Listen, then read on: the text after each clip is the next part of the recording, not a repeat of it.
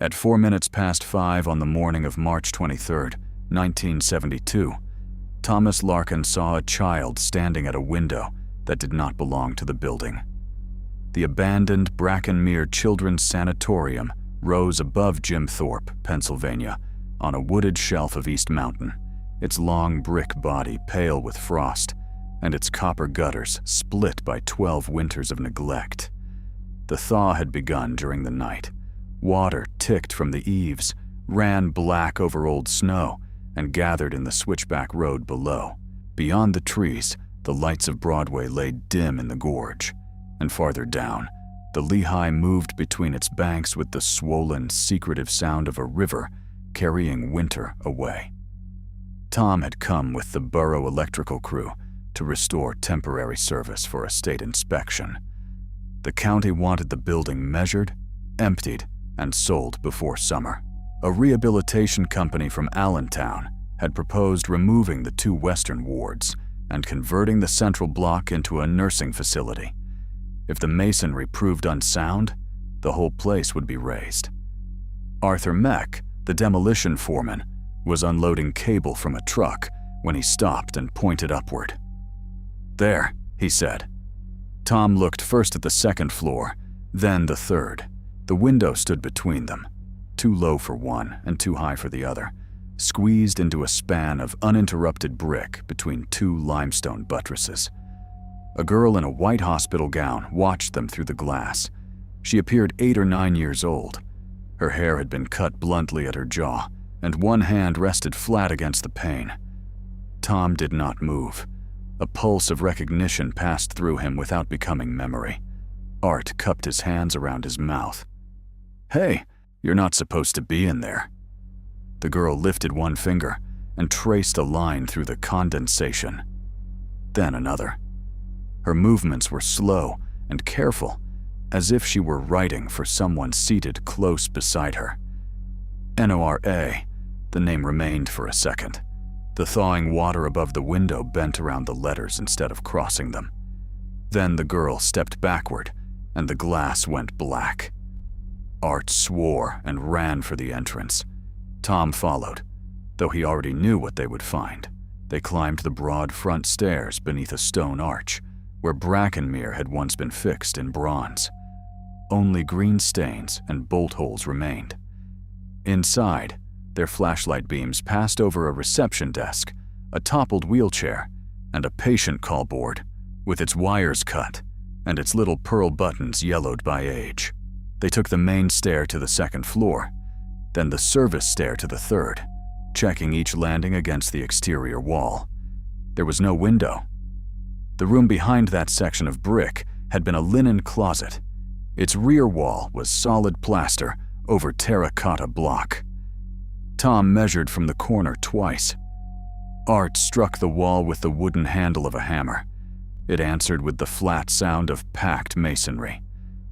"Reflection," Art said at last, too quickly. "From the dormitory windows. The angle fooled us." "Reflected off what?" "Wet glass. Truck windshield. Who knows?" Tom shone his light along the baseboard. The dust was unbroken except for a narrow crescent where water had seeped from under the wall. In the wet line lay a small enamel plate, the kind once slid into the brass holder above a hospital bed. Its face had been scraped until the white coating showed gray metal beneath. On the back, protected by rust, a name had been written in blue laundry pencil. Nora Elsie Cavol. Tom read it without speaking. A pressure gathered beneath his breastbone, the bodily certainty that he had heard the name before, perhaps many times, perhaps in this building. Art leaned over his shoulder. "What does it say?" Tom turned to the plate. The writing was gone. By 6:30, temporary power reached the central block. The ancient switchgear took the current grudgingly.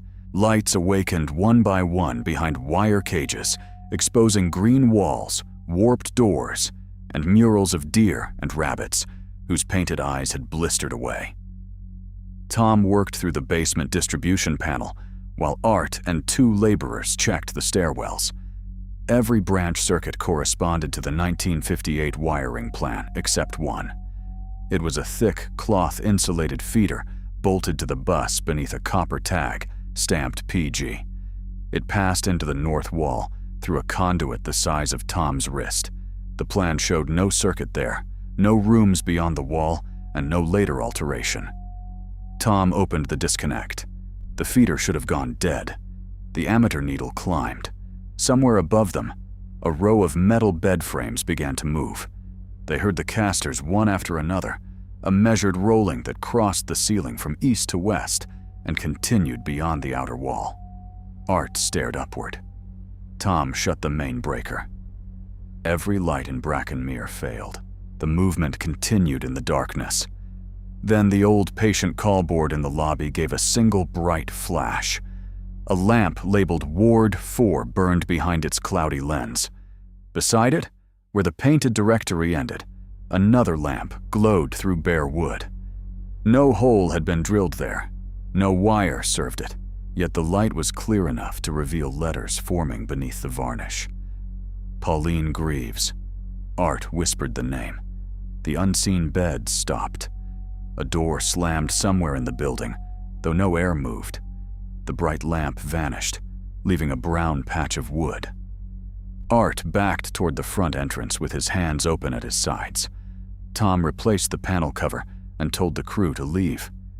He said there might be live feeders hidden in the walls, old transformers, perhaps a private generator. His explanation was poor, but electricity gave frightened men a respectable reason to obey. Outside, dawn had reached the gorge. The impossible window was gone. Brick occupied the space where it had been, wet and continuous from buttress to buttress. Art stood beside his truck, staring at his union identification card. "What's the matter?" Tom asked. Art handed it to him. The photograph was Art's. The address was Art's house on West Broadway, but the name beneath the picture read Harold Greaves. Art gave a short laugh. "Print shop mistake. You've carried this card 3 years. Then I never noticed." Tom looked toward the sanatorium. Water continued to run down the brick. For an instant he thought he saw a child's hand pressing outward from beneath the surface, not through a window now, but from inside the wall itself. By 9 o'clock, the county had placed a chain across the entrance and declared the inspection postponed. Dr. Bernard Harrow, Director of County Health Services, arrived in a gray sedan and listened to Tom's report with his coat collar turned against the cold. He was a heavy, careful man in his late 50s, known for speaking as though every sentence might later be quoted in court. "The building has been empty since 1959, Harrow said. "There are no children here, no live electrical circuits beyond those your crew energized, and no intermediate floor between the second and third stories." "I didn't say there was an intermediate floor." "You said you saw a window at one." "I said the window didn't match either floor." Harrow glanced at Art. "And you?" Art rubbed his thumb across the false name on his card. "I saw a reflection." Tom watched him. Half an hour earlier, Art had insisted the girl had looked directly at him. Harrow ordered the old feeder disconnected at the bus and told Tom to submit a written incident report by afternoon. He then turned to Claudia Rahn, the state architectural surveyor, who had arrived from Harrisburg with rolled plans under one arm. Claudia was 30, brisk, and visibly displeased at having driven through the mountains for a locked building. "Measure the exterior today," Harrow told her. "Interior tomorrow, after Mr. Larkin assures us the system is safe." Claudia looked up at the long facade. "The original plan already disagrees with the tax footprint." "By how much?" 41 feet, if the scale is correct. Harrow's face did not change. Old plans often are not. 41 feet is not a drafting wobble. The eastern slope was rebuilt after subsidence, retaining walls, service chases, coal storage. You will find an ordinary explanation. He left before anyone could ask why he knew which side of the building concealed the discrepancy. Tom returned home after noon. His wife, Helen, had left soup warming on the stove. Their 12-year-old son, Mark, sat at the kitchen table building a crystal radio from a kit, his tongue caught at one corner of his mouth as he wrapped copper wire around a cardboard tube. Tom laid the scraped enamel plate beside the sink. "What's that?" Helen asked. "A bed label." "From Brackenmere?" He nodded. Helen's expression tightened. She knew he had spent part of one winter there as a child, but he rarely spoke of it. Rheumatic fever had kept him in a ward for 11 weeks when he was 9. His mother had visited on Sundays when the roads allowed. His father, who worked long shifts in the rail yard, had come only twice. "Did you remember anything?" she asked. "A name." "What name?" He looked at the blank plate. For one bewildering second, he could not recall the letters he had read that morning. He knew there had been 4 in the first name, 5 in the last. He could see the blue pencil strokes, but the sounds had pulled away from them. Mark adjusted the wire. "Dad?" The word restored the memory so sharply that Tom gripped the counter. "Nora Koval," he said. The radio on the table crackled, though it had no battery attached. A girl's voice, very small and very clear, spoke through the paper cone. "Not Pauline." Then the coil burst into flame. Tom smothered the fire with a dish towel. The cardboard charred, but the copper wire remained cold. Mark said he had heard only static. Helen thought the voice had come from outside. When Tom repeated the words, both looked at him with the careful restraint people used around grief or fever. That evening, he telephoned his mother. Cecilia Larkin remembered every Sunday visit to Brackenmere, every nurse and prescription, yet denied knowing Nora Koval or Pauline Greaves. The denial became less convincing when Tom asked whether he had ever been moved from the West Ward. He heard the receiver strike the wall and drove to her house. Cecilia had already placed a cardboard box on the dining table. It contained the belongings returned after his discharge: a wooden comb, 2 marbles, wool socks, a prayer card, and a folded drawing. In blue crayon, 9-year-old Tom had drawn Brackenmere with 3 red wings and a 4th one behind them, narrow, black, and occupied by a girl at the highest window. Beneath it, he had written, "Nora says they buried her first." On the reverse, pressed hard enough to tear the paper, was another sentence. "She has to live as the dead girl." "A nurse came for all the drawings," Cecilia said. "Your father burned most of them. I kept this because I thought one day you might remember without screaming." "What was the nurse's name?" "Frances Warwick." The next morning, Art Meck failed to report for work. His wife insisted no Arthur lived at her address and introduced the gray, sleepless man behind her as Harold Greaves. Art wore a white shirt buttoned to the throat. Pale green paint filled his fingernails. Tom showed him the union card. "You gave me this yesterday." "I worked at Brackenmere," Art said. "You were 6 when it closed." Art looked past Tom into the empty hall. "There's a child waiting for morning medicine. I have to turn her card down." He walked away before his wife could stop him. Tom returned to the sanatorium. Claudia Rahn, the state surveyor, had measured the eastern facade at dawn and found it 42 feet longer than the previous afternoon. The corners and buttresses had not moved. On the original linen plan, she rubbed graphite across a heavily erased revision and exposed the words, "PG Private Wing," dated April 1947. Dr. Bernard Harrow arrived with a county attorney and deputies. He admitted there had been a donor's private convalescent suite, then claimed it was never completed. When Tom mentioned the feeder and moving beds, Harrow used Tom's childhood fever against him and ordered the property sealed. "What ward was I in?" Tom asked. "West Pediatric." "Then why did a nurse come to our house for drawings of an east wing?" The attorney ended the exchange. Harrow announced that demolition would begin Monday without further interior inspection. After his car left, Claudia rolled the plan beneath her arm. "He knew the letters before we uncovered them." He also knew exactly which part of my file would make me sound unreliable, Tom said. They found Frances Warwick above a bakery on Race Street. She was thin, white-haired, and nearly blind in one eye. Before admitting them, she made Tom and Claudia state their full names at the threshold. "Never enter a room there without giving the name you intend to leave with," she said. Her cupboards were marked with drawings instead of words. She had removed labels from medicine bottles and kept no photographs. "Names turn first," she explained. Pauline Greaves, she told them, had been the only child of textile owner Gideon Greaves. After rheumatic fever, Pauline entered Brackenmere under a trust that paid for boilers, laboratories, and a private wing until her 16th birthday. If she died through neglect, the money ended and an inquiry followed. On March 21, 1947, thaw water flooded a coal tunnel and exhaust entered the private wing. Pauline died before dawn. Brackenmere was nearly bankrupt, with 42 children dependent on Greaves' money.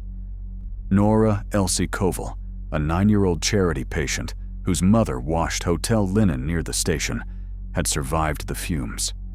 She resembled Pauline closely enough for Dr. Maurice Latham to exchange their identities. Pauline's body was placed in a sealed coffin under Nora's name. Nora was hidden in the private wing and kept alive on paper as Pauline Greaves. They said it was temporary, Frances told them. Every cruelty there began with the word only. Nora refused the false name. She wrote her own on sheets, walls, slippers, tongue depressors, and the undersides of beds. Staff scraped it away. Greaves trustees visited twice a year and saw her through frosted glass while Dr. Latham answered for her. Frances brought out a square of faded gown cloth. Red stitches formed a sentence. Nora Elsie Koval, Anya's daughter. 9 when they buried my name. She made dozens, Frances said. Paper belonged to the institution. Cloth touched by a person lasted longer. When Pauline would have turned 16 in 1953, Latham planned to transfer Nora to a state hospital under yet another name. Nora locked herself in the private wing. A laundry fire filled the east corridors with smoke, and staff were ordered to keep firemen away. Frances heard Nora strike the unseen window until morning, then heard a finger writing on the other side of the glass. The body was never removed. Doors were bricked, plans altered, and census sheets changed. Pauline was listed as transferred to private care. Nora had legally died 6 years earlier. There was no person left for the building to admit it contained. Others tried to expose the wing. One orderly emerged calling himself Latham. A priest lost the ability to say his own name.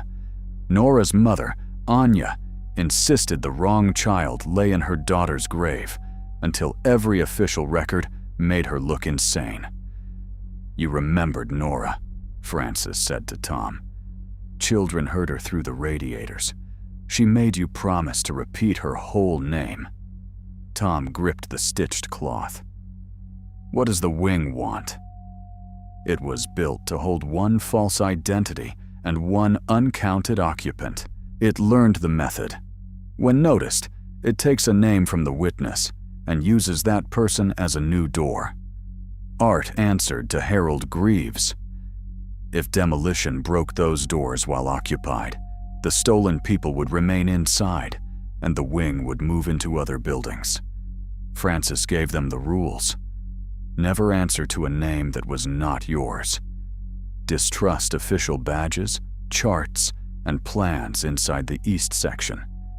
A fading person had to be named by someone who knew more than a label. Pauline's grave and Nora's body had to be recognized separately. Before daylight entered, the hidden wing had to be measured, counted, and publicly named. "How do we enter?" Claudia asked. "It opens for anyone called by the wrong name." A deputy knocked. He looked directly at Claudia. "Miss Greaves, Dr. Harrow wants you at the sanatorium." The wall behind Frances's coat rack opened like a hospital door. The deputy saw only wallpaper. He asked why Claudia had stepped backward. Tom saw a door. It stood where the wall had been, painted the pale institutional green used throughout Brackenmere.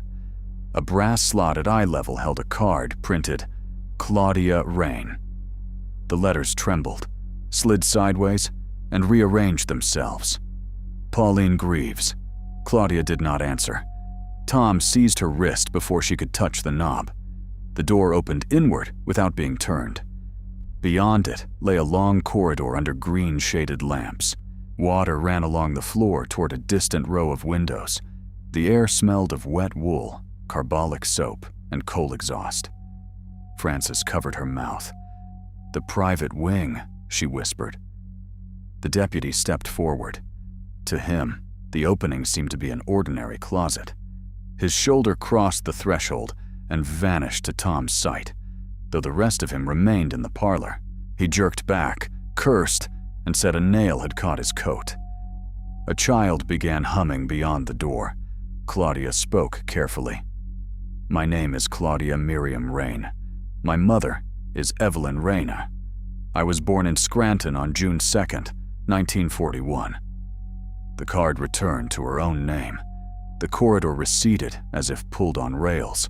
The green door closed. Wallpaper covered it again. The deputy had heard none of Claudia's declaration. He handed her a written order suspending the survey and left. Frances sank into a chair. It has never opened away from the sanatorium. "Demolition is making it stronger," Tom said. "No. Recognition is." They spent the remaining daylight assembling what could not safely be carried on institutional paper. Claudia redrew the hidden revision on the back of a brown grocery sack. Frances marked the known service entrances on a flower cloth towel. Tom copied Nora's name onto the inside of his belt and asked Helen to stitch it there with red thread. He told her everything. Helen listened without interruption. When he finished, she took his face in both hands. "Thomas Joseph Larkin," she said.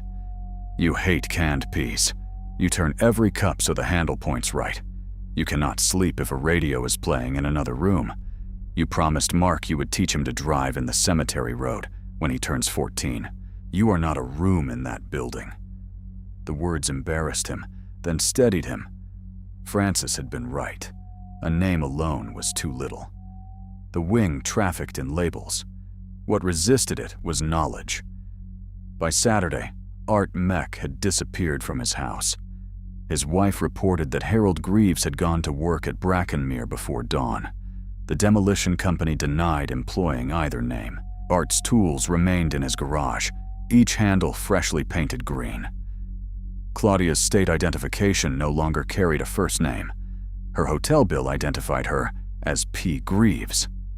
When she called her mother, the woman on the other end insisted she had no daughter named Claudia, but remembered sending birthday cards to Pauline. Claudia stayed in the Larkins' spare room, where Helen repeated her full name at breakfast and before sleep. Tom began to fade more slowly. His timesheets lost the final 2 letters of Larkin. The borough receptionist called him Mr. Lark. Mark found a family photograph in which Tom stood beside them, with his face clear, but no shadow beneath his feet. Harrow had removed Brackenmere's surviving records from the courthouse. A janitor told Tom they had been taken to his garage.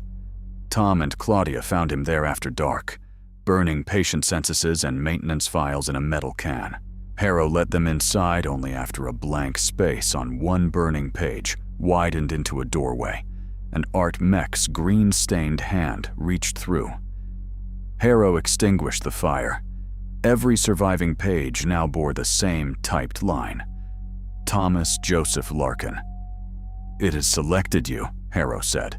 "You are the last living patient who heard Nora's name before the wing was sealed." He admitted that, as a young county administrator in 1959, he had discovered the bricked eastern doors.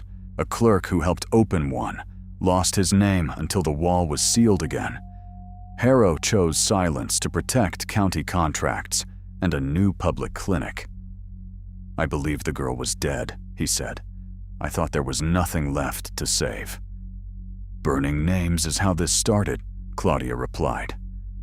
Among the records was a 1947 cemetery authorization, placing Nora Koval in Lot 19 at Fox Hollow Cemetery. There was also a wire spool labeled PG Transfer, April 3, 1953. Harrow played it on an old transcription machine. Dr. Leatham ordered a girl to state her legal name. "Nora Elsie Koval," she answered. A slap sounded. Leatham repeated the demand. "Nora Elsie Koval, you buried Pauline under my name. You made my mother mourn a stranger. You can lock the room, but you cannot make the room know me." After a long breath, her voice moved close to the microphone. "A name is the handle they use to pull you home. Mine is Nora Elsie Koval. My mother is Anya. I was born by the river." Tom knows. Memory returned to Tom as heat, metal, and fever before it became images. At 9, he had knelt beside a westward radiator while a girl spoke through the duct. She described trains she could hear but not see, and made him repeat her name. He scratched Nora beneath his bed. Dr. Leatham later gave him bitter medicine and told his parents the girl was a fever dream. At the end of the wire recording, Art's present-day voice said, "Morning medicine is ready. Turn her card down." Harrow confessed that the wing had begun appearing in the county clinic. A nurse who answered to Pauline had already been forgotten by her husband. They formed a plan. At First Light Sunday, Harrow would authorize the opening of Lot 19. Pauline's remains would be identified apart from Nora. Francis would guide them through the sealed section. Claudia would measure and name it before witnesses. Tom would speak Nora's full identity where she died. Harrow would release the records and publicly admit the county's concealment. The building would not be demolished until every stolen name returned. They brought Mark and Helen to Cecilia's house before dawn. Tom explained that his name might disappear from documents and memory. Mark tried to joke. "I'll write it on my hand. It may not stay. Then I'll keep saying it." Tom put a hand on his shoulder. "Not just the name. Remember who I am." Mark's face tightened. "You're my father. That may become a label too. You taught me how to solder without burning the table. You pretend you don't like the Christmas parade, but you always stand where the fire truck turns. You cried when Old Man Vargo's dog died and told me it was smoke. You whistle the same 5 notes when you're fixing anything." Tom embraced him. He had not expected fear to feel so much like gratitude. At Fox Hollow Cemetery, the ground was half frozen beneath the mud. The cemetery occupied a narrow hollow north of town, where bare hemlocks leaned over family plots. Gordon Reese, a local undertaker, arrived with 2 assistants and an old truck-mounted winch. Father Michael Sweeney came without vestments, carrying only a small leather case and a parish register that he left closed in the car. "I was told not to trust official paper," he said, "so I will listen first." The stone over Lot 19 read, "Nora E. Koval, 1938–1947. Someone had chipped at the surname long ago. Moss filled the missing strokes. Francis stood at the foot of the grave. Anya came every week until she died. She would put her ear to the earth and say the child below did not breathe like Nora." The coffin had collapsed, but the remains inside were intact enough for Gordon to identify a silver orthopedic brace bearing the initials PG. A small comb lay near the skull, engraved Pauline. The dead girl wore a linen gown of expensive weave, not the charity cotton listed on Nora's death inventory. Father Sweeney knelt beside the open grave. "Pauline Greaves," he said, "you were buried under another child's name.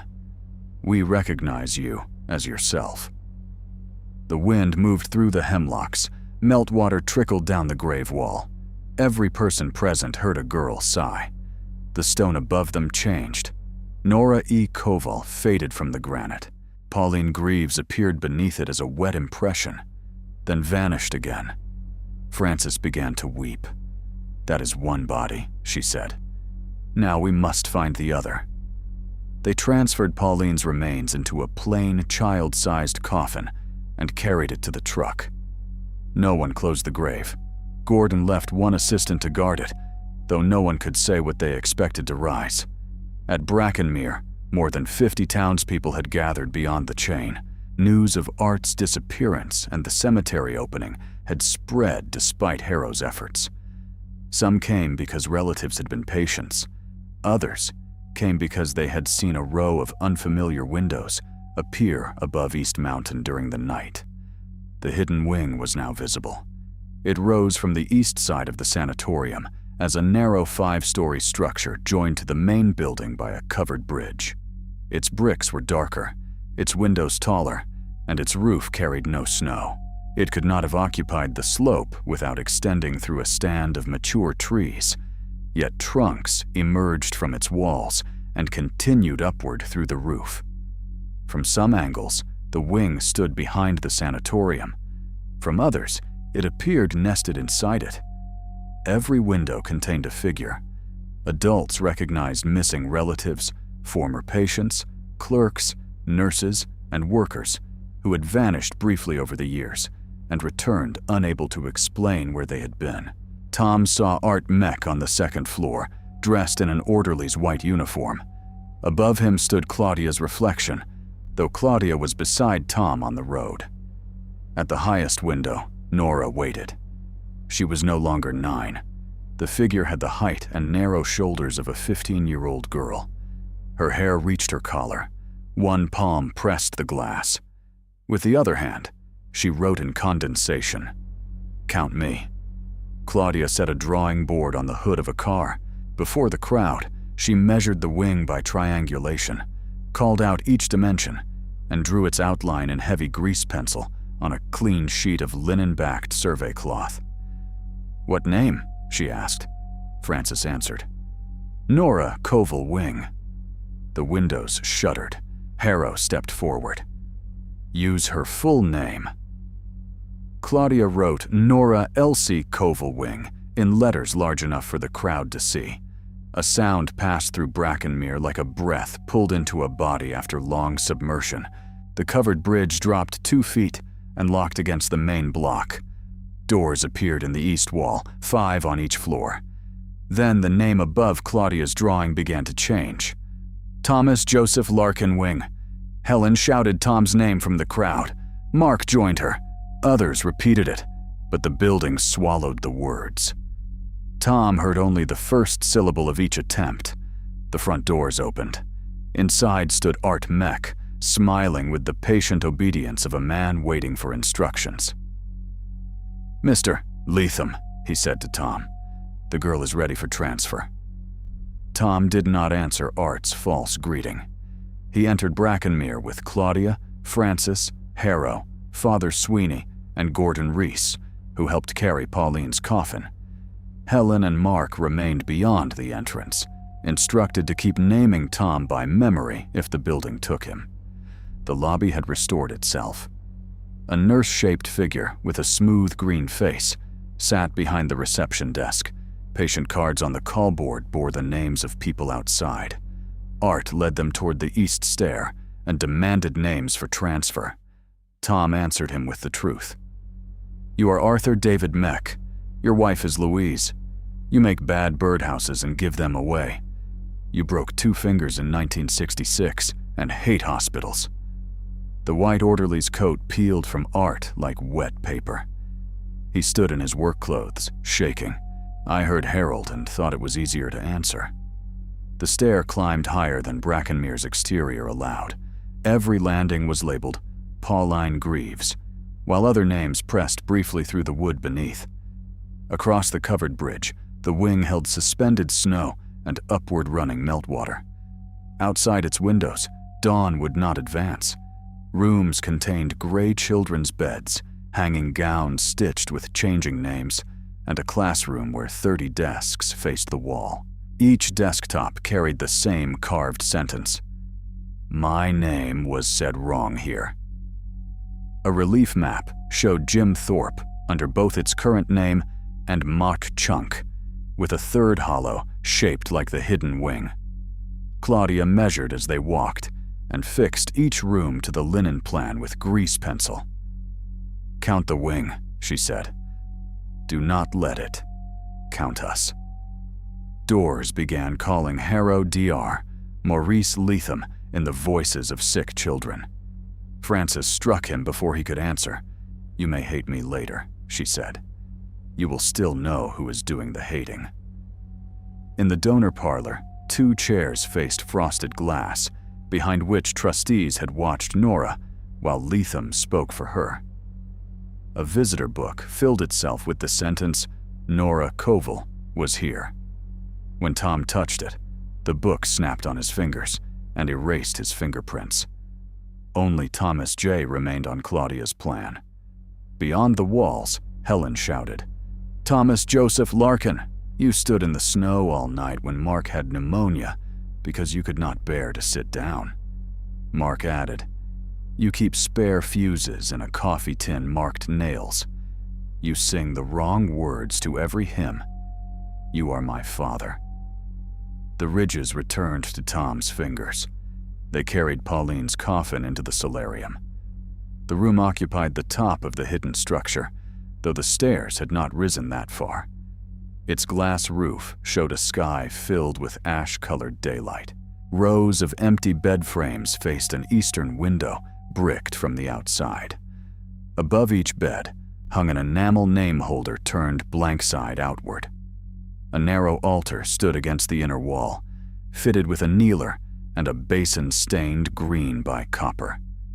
This was where Father Ambrose Cale, the former chaplain, had performed the ceremony that joined the girls' names. Frances described it with difficulty. On the day Pauline was buried as Nora, Dr. Leatham had brought living Nora to the altar. The chaplain placed his hand on her head and required her to answer Pauline's name, while burial prayers were read over the coffin in Fox Hollow. A telephone receiver connected the solarium to the cemetery office so the responses could be timed. Nora refused until Leatham told her that Anya would be arrested for stealing Sanatorium property and denied her daughter's body. Nora answered once. That single answer allowed the institution to claim that Pauline lived and Nora died. "But a sacrament is not a contract," Father Sweeney said. "No," Frances replied, "but betrayal can use holy words as tools." On the altar lay a copper bowl filled with nameplates scraped to bare metal. As the group approached, the plates turned over by themselves. One bore Arthur Meck, one Claudia Miriam Ron, one Bernard Harrow, one Thomas Joseph Larkin. The last bore Nora Elsie Koval. For the first time, her name remained visible. The bricked window began to knock. Not 3 blows, not a signal, but a patient scratching that moved letter by letter across the mortar. Dust fell in the shapes of N-O-R-A. Tom and Art removed the first bricks with hand tools. The mortar was soft as damp bread. Behind the wall lay a narrow cavity scarcely deep enough for a body. Nora's remains stood within it, held upright by a rusted radiator and layers of collapsed plaster. She had died facing the hidden glass, one arm raised. Her fingertips rested against the pane. Around her bones, sewn fragments of cotton covered the bricks like small flags. Every fragment carried her name, her mother's name, or a sentence asserting some part of her life. I liked Piers. I could see the train, smoke. My left knee hurt before rain. Tom said he would remember.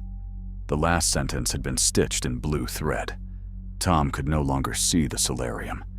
For an instant he was 9 years old, kneeling by a radiator in the West Ward, promising a girl behind the wall that he would repeat her name when he went home. He remembered her laughing because he had called himself a reliable man while wearing pajamas with ducks on them. He remembered the morning the vent went silent. He remembered Dr. Leatham telling him Nora had never existed. He had kept the promise badly, but not entirely. "My name is Thomas Joseph Larkin," he said. "I knew Nora Elsie Koval. She was Anya Koval's daughter. She liked pears. She listened for trains. Her left knee hurt before rain. She was not Pauline Greaves." The nameplates overhead began to swing. Gordon opened Pauline's coffin. Father Sweeney placed the silver comb beside her and spoke her true name. Francis laid Nora's stitched gown fragment across the small altar. Claudia wrote both girls separately on the plan, each attached to her own body and history. The room resisted. The bed frames rolled inward, surrounding the solarium in concentric rows. Mattresses filled with shallow child-shaped depressions. From every bed rose a figure made of hospital sheets, plaster dust, and blank paper bands. Some were small, some adult. Art recognized workers who had vanished over the years. Harrow recognized the clerk from 1959. Claudia saw her own shape seated in the nearest bed, its head bowed, a card on its chest reading Pauline. The figures stood together. Each spoke a false name. The sound was not loud, but it stripped labels from the world. Claudia's ruler lost its markings. Father Sweeney's prayer book became a block of unprinted paper. Gordon forgot the word coffin. Art stared at his own hands as though uncertain whose they were. Tom's name vanished from the survey cloth. Outside, Helen stopped speaking. Mark continued alone. "You are Thomas Joseph Larkin," he shouted. "You patched my bicycle tire with rubber from your good boots. You let me think I fixed the kitchen radio when you had already changed the tube. You are afraid of deep water. You pretend not to be. You are my father." The sheet figure nearest Tom turned its blank face toward the window. The hidden wing called from every wall. "Pauline." Tom felt the name waiting for him like an open door. Answering would end the pressure. It would allow the building to settle, the figures to lie down, the world to remember him under another label. He understood why Art had surrendered. Identity was exhausting when every surrounding surface contradicted it. He pressed Nora's stitched cloth into his palm. "No," he said. "I am Thomas Joseph Larkin." The wing called again, using his mother's voice. "Pauline." "I am Thomas Joseph Larkin." Using Helen's voice. "Pauline." "I am Thomas Joseph Larkin." Using Nora's. "Please." Tom nearly answered. Then the figure in the wall moved. Nora's raised hand slid from the glass. Her bones did not fall. The stitched scraps around her lifted in a wind no one felt and arranged themselves across the bricked opening. Together, they formed her full name. Nora Elsie Koval. The sheet figures recoiled. Francis stepped to the altar. "I am Francis Helena Warwick." I called Nora by the wrong name. I removed her stitches from the laundry. I locked the service door during the fire because Dr. Leatham said my sons would lose their home if I opened it. I heard her striking the window, and I remained downstairs. I have carried my own name while helping take hers. The hidden lamps burst one by one. Harrow came beside her. "I am Bernard Allen Harrow. In 1959, I found the sealed wing.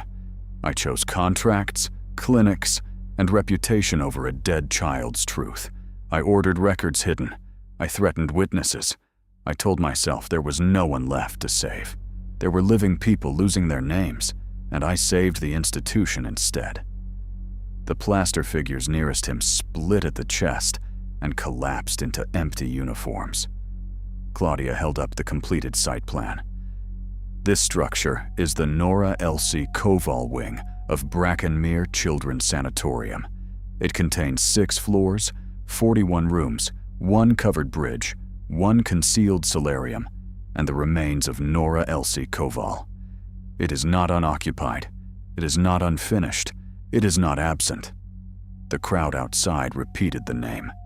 At first, Tom heard only scattered voices. Then the words reached the solarium through windows, radiator pipes, wall cavities, and the open front doors. Nora Elsie Koval. Not as a chant, not as a spell, but as public recognition passed from one person to another. The building convulsed. The bricked eastern wall moved outward. Trees that had grown through the hidden structure tore free without breaking and settled into the wet slope. The covered bridge straightened. For the first time, the wing occupied ordinary space. The two girls' shadows remained joined across the solarium floor, one stretching from Pauline's coffin and the other from Nora's wall cavity. Father Sweeney saw the problem. Pauline had to return to the grave under her own name, and Nora had to leave the wall under hers. The floor opened between the beds. Fox Hollow Cemetery appeared below, as if the hidden wing and the grave had always shared a foundation. Tom, Claudia, Harrow, Art, and Gordon carried Pauline's coffin down a corridor where each door offered an easier lie. Tom's kitchen, with no memory of Brackenmere. A public hearing with no blame. Nora alive and boarding a train with her mother. He kept walking because mercy offered by the structure that had imprisoned her was only another form of concealment. They lowered Pauline into Lot 19 beneath a temporary marker bearing Pauline Marie Greaves. Father Sweeney named her without borrowing Nora's history. The joined shadow divided. One half settled into the grave. The other fled upward toward Brackenmere. The wing began to close. Plaster rolled across doorways, and the floor beneath Tom turned clear. Far below lay thousands of beds, occupied by people whose names had been misplaced by families, churches, hospitals, courts, and graves. Nora stood among them, both 9 and 15 years old. She held out her hand. Tom took it. The glass broke, yet he fell no distance. He was back beside Nora's remains, with a blue-edged enamel plate in his fist. It read, Nora Elsie Koval. Suspended snow dropped and melted. Dawn advanced across the solarium. Outside, Mark shouted his father's full name. Tom answered, and the building allowed it to pass through. Workers removed Nora from the wall after sunrise and laid her in a coffin lined with the stitched fragments that recorded what the institution had tried to erase. When she crossed Brackenmere's entrance, the entire wing became visible from town. Claudia's measurements later showed that it had not grown. The sanatorium had simply ceased subtracting it. Art's wife remembered him. Claudia's mother remembered her daughter. The county clerk lost in 1959 woke speaking his original name. Tom's documents remained blank for 3 days, during which Helen and Mark introduced him through memories rather than papers. Harrow released the surviving records, resigned, and testified. Francis spoke for 6 hours before investigators and refused every request to shorten Nora's name. Pauline received a new stone at Fox Hollow. Nora was buried beside Anya in a different cemetery overlooking the river. Claudia insisted the graves remain separate. The girls had been used to define each other long enough. Brackenmere was dismantled the following year, only after the Nora Elsie Koval wing had been documented room by room. Tom returned to burrow work with one lasting wound. During the first heavy thaw each spring, he could not remember his own name while alone.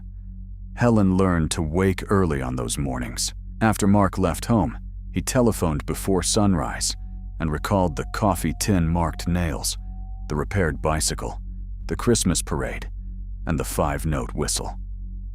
Tom always remembered then. Years after Brackenmere was gone, the county museum received an envelope with no return address. Inside was the blue-edged enamel plate Tom had carried from the solarium. He had placed it in an evidence box in 1972 and watched the box sealed. Museum staff mounted it beneath glass with Nora's full history printed beside it. The plate appeared blank under ordinary light. On mornings when thaw water ran down the museum windows, blue letters rose slowly through the enamel. They did not form Pauline. They did not form Tom. They formed Nora Elsie Koval. Beneath the name, smaller words appeared as if written by a child pressing from the other side of the glass. I was counted.